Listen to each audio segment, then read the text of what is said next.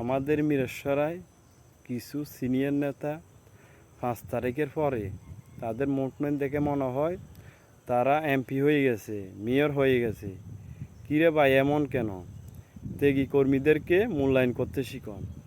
ত্যাগী কর্মীরা পারে একটা বড় মাপের নেতা বানাইতে, আবার ত্যাগী কর্মীরা পারে ডাস্টবিনে ফালাইতে।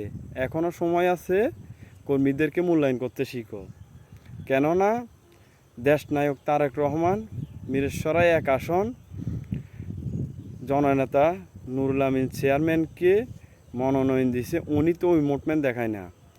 ওনার বাড়িতে আমি গেছিলাম, উনি সাধারণ জনগণ, সাধারণ কর্মীদের সাথে কি সুন্দর কথাবার্তা বলেন। ওনার আরেকটা বিষয় খুবই ভালো লাগে, উনি সাধারণ কর্মী একটা ফোন দিলে ফোনটা রিসিভ করে। সাধারণ একটা জনগণ ফোন দিলে ফোনটা রিসিভ করে। ওনার আমার বিষয়টা খুবই ভালো লাগে। তো উনি তো ওই মুভমেন্ট দেখায় না। আপনারা কি ওনার ঊর্ধ্বে? তাই আপনাদেরকে এখনও একটা কথা বলতে চাই, এখনও ত্যাগী কর্মীদেরকে মূল্যায়ন করতে শিখুন, সাধারণ কর্মীদেরকে মূল্যায়ন করতে শিখুন। এখনও সময় আছে ভাইয়া।